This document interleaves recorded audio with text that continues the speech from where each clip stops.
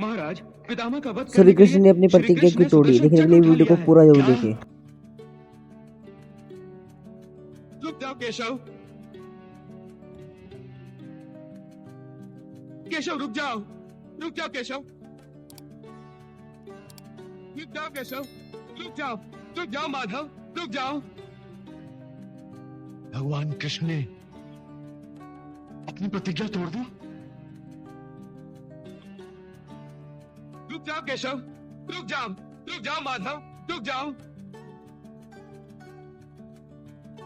केशव, रुक जाओ केशव।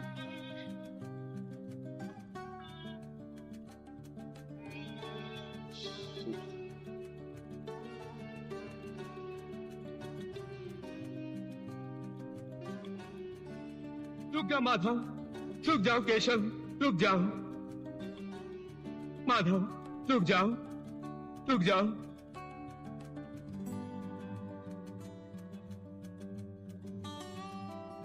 अपनी प्रतिज्ञा तोड़कर ये तुम क्या कर रहे हो? लोग क्या कहेंगे? लोग कहेंगे ना कि मैंने अपनी प्रतिज्ञा तोड़ दी।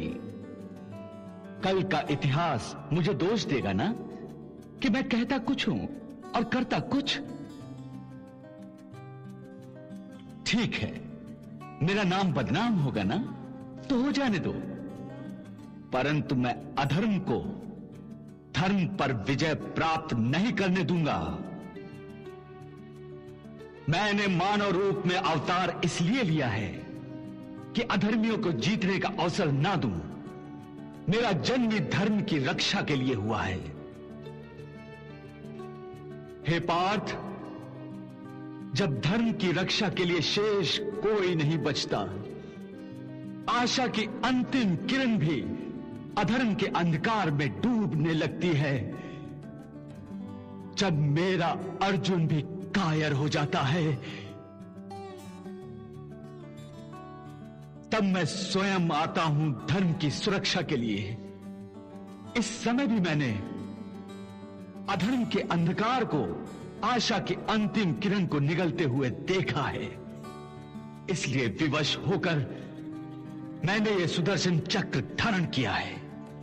नहीं केशव नहीं, अपनी प्रतिज्ञा तोड़कर तुम अनर्थ कर रहे हो।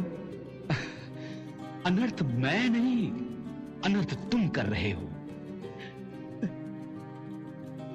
तुम्हें बार बार समझाया, बार बार धर्म के मार्ग पर लाने का प्रयास किया, परंतु तुम बार बार बहक जाते हो। इस धर्म युद्ध में तुम मेरी पहली और अंतिम आशा की किरण थे, परंतु वो भी टूट गई।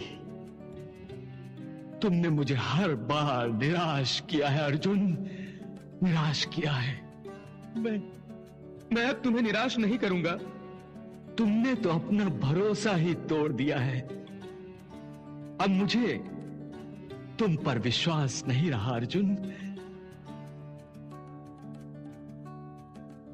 जब तक पितामह जीवित हैं, तुम अपना धर्म नहीं निभा सकोगे, क्योंकि पितामह के विरुद्ध धनुष उठाते हुए पहले दिन की तरह आज भी तुम्हारी आंखों में आंसू उमड़ आए हैं। पितामह के प्रति मोह ने तुम्हारे मन को दुर्बल कर दिया है अर्जुन, दुर्बल कर दिया है। अब मैं दुर्बलता का प्रदर्शन नहीं करूंगा केशव। नहीं अर्जुन, मैंने अच्छी तरह देख लिया है, तुम्हारे ये दुर्बल हाथ धर्म की रक्षा के योग्य नहीं है। पितामह के मोह ने तुम्हारी शूरवीरता को खोखला कर दिया है। बस करो हे चक्रधारी, मुझे और लज्जित ना करो। बस एक अवसर और दो। मेरा विश्वास करो। मेरी भूल के कारण तुम्हें अपनी प्रतिज्ञा तोड़ने और शस्त्र उठाने की कोई आवश्यकता नहीं। अब मैं अपना धर्म निभाऊंगा। अब मैं डटकर युद्ध करूंगा। मुझे क्षमा कर दो मधुसूदन, मुझे क्षमा कर दो और सुदर्शन को वापस रख लो। तुम सच कह रहे हो अर्जुन?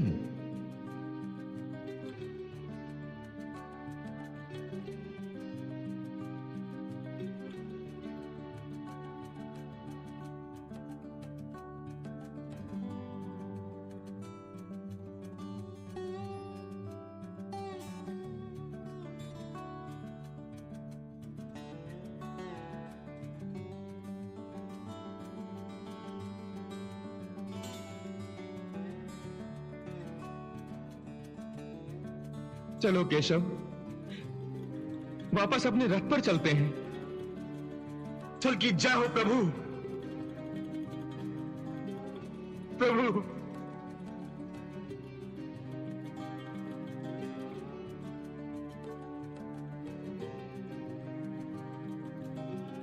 आपने मेरी लाज रख ली,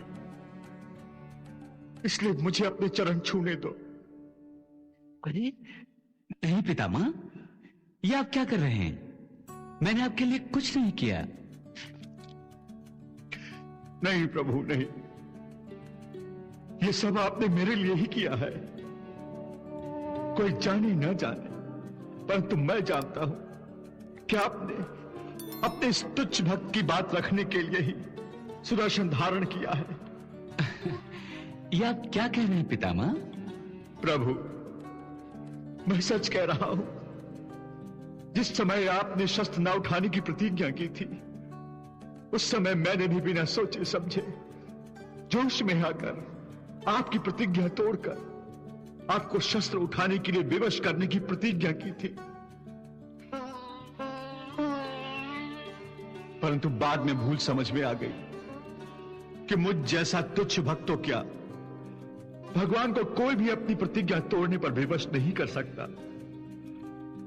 परंतु आप तो भक्त वत्सल है ना, आपको तो यह कदापि स्वीकार नहीं था कि आपके भक्त की बात खा ली जाए।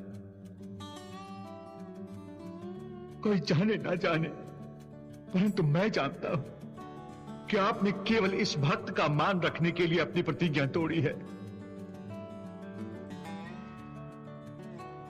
प्रभु, आप सचमुच भक्त वत्सल हैं, और बस यही मेरी जीत है प्रभु।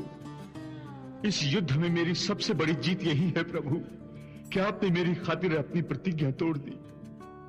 प्रभु, बस केवल एक बात का खेद रह गया। वो क्या पितामह? यही कि जब आपने सुदर्शन धारण किया तो मैं खुशी से पागल हो गया।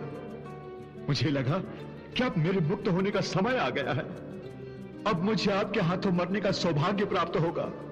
और खुशी के आवेश में मैंने मन ही मन अपनी गंगा माता को पुकार कर कहा कि हे गंगा मैया, देख तो कहती थी कि अपने भगवान कृष्ण को सामने रखकर मरना। मैं तो उन्हीं के हाथों मरने जा रहा हूं। परंतु अर्जुन, तूने मुझसे मुक्ति का वो क्षण छीन लिया है। जा, अपने रथ पर जा। जा अर्जुन, पूरी शक्ति से प्रहार कर। एक क्षत्रिय योद्धा की भांति, एक पोते की भांति नहीं। जा।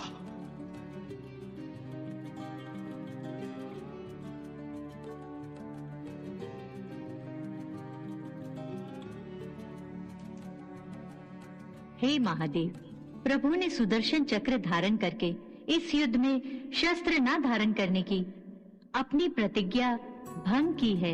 हाँ देवी, प्रभु ने अपनी प्रतिज्ञा तोड़कर शस्त्र धारण किया, क्योंकि ये आवश्यक हो गया था। परंतु क्यों भगवान? अधर्म को धर्म पर विजय प्राप्त करने से रोकने के लिए देवी। तो क्या भगवान श्री कृष्ण के अतिरिक्त कौरवों को कोई नहीं रोक सकता? देवी, जब तक भीष्म पितामह युद्ध कर रहे हैं, पांडवों का जीतना असंभव है। पितामह भीष्म एक कर्मयोगी हैं। उनके पास दिव्य अस्त्रों का भंडार है। त्रिलोक में ऐसा कोई महावीर नहीं जो भीष्म को परास्त कर सके। इसीलिए आप कह रहे हैं कि भीष्म को केवल भीष्म ही परास्त कर सकते हैं? हाँ देवी, पितामह के कारण कौरवों को प्राप्त विजय और पांडवों की हार का अर्थ है धर्म की हार। देवी, आप तो जानती हैं कि प्रभु ने धर्म की रक्षा और स्थापना तथा अधर्मियों का नाश करने के उद्देश्य से ही मानव अवतार लिया है। फिर भला वो अधर्म को धर्म पर विजय प्राप्त करने का अवसर कैसे दे सकते थे? यही कारण था देवी कि प्रभु अपनी प्रतिज्ञा भंग करके पितामह भीष्म को रोकने और उन्हें शिक्षा देने गए थे। प्रतिज्ञा भंग करके भला पितामह को प्रभु कौन सी शिक्षा देते, ये मेरी समझ में नहीं आ रहा है। देवी, प्रतिज्ञा संयम का ही एक श्रेष्ठ रूप है। प्रतिज्ञा मोह और आकर्षण से अलिप्त रहने के लिए किया हुआ श्रेष्ठ विचार है। प्रतिज्ञा अपने आप को बंधन में रखने के लिए की जाती है, परंतु जब धर्म, समाज और अपना देश संकट में पड़ जाए, तब प्रतिज्ञा के बंधन में बंधे रहना अधर्म के बराबर है। तो प्रभु स्वयं ये अधर्म कैसे कर सकते हैं? इसीलिए वो अपने आचार से ये बता रहे थे कि धर्म की सुरक्षा में एक पल का भी विलंब नहीं करना चाहिए।